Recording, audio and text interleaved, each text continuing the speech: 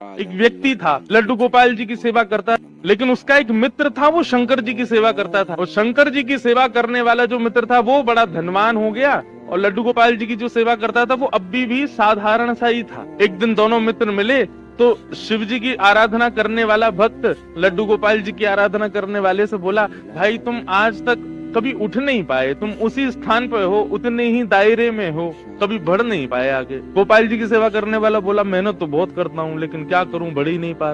शिव आराधक ने कहा, एक काम करो, तुम अपने आराध्य बदल दो। ये तुम गोपाल जी की आराधना करते हो ना, इनकी जगह तुम शिव जी की आराधना शुरू कर दो, देखना कैसे जीवन में बदलाव आएगा। अब उस व्यक्ति ने यही किया कि गोपाल जी को ले जाकर के तो अलमारी में रख दिया, दूसरे दिन एक शंकर जी ले आया और शंकर जी का बढ़िया रुद्राभिषेक करके, त्रिपुंड लगा करके, बढ़िया ज्योत नैवेद्य आदि सब अर्पित करके, अगरबत्ती जला करके ओम नमः शिवाय का जाप करने लगा। और अब गोपाल जी की सेवा करता था, वो गोपाल जी मन अंदर बैठा दिए एक अलमारी में, उनकी सेवा बंद, ओम नमः शिवाय का जाप करने लगा।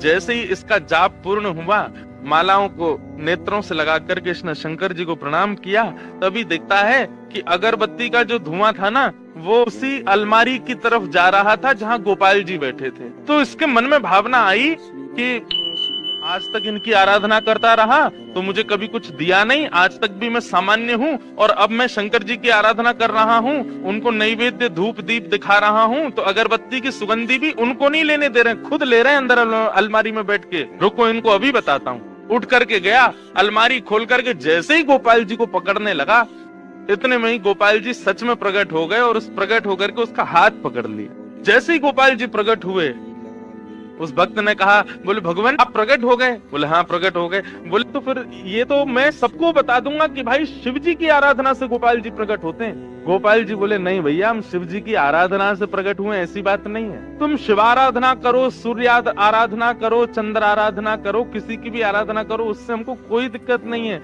लेकिन आज हम प्रकट किस लिए हुए ये ध्यान से सुनना। आज तक तुमने केवल हमको अष्ट धातु की एक मूर्ति समझा, तुम्हारे मन में कभी ये भावना नहीं आती थी कि इनकी आंखें भी हैं, इनकी नाक भी है, इनकी जीभ भी है, इनके कान भी हैं, इनकी त्वचा भी है, इनके हाथ पैर भी हैं। परंतु आज जब वो अगरबत्ती का धुआं सहज ही मेरी तरफ आ गया, तो तुम्हारे मन में ये भावना आई कि अगरबत्ती की सुगंधी मैं ले रहा हूँ, मतलब मैं जड़ नहीं हूँ, मैं चैतन्य हूँ। वास्तव में शिव आराधना ने मुझे प्रकट नहीं किया, तुम्हारे हृदय में जो चैतन्यता का भाव मेरे प्रति आया है उसने मुझे प्रकट किया है। ये चैतन्य हम मानते हैं, नहीं मानते?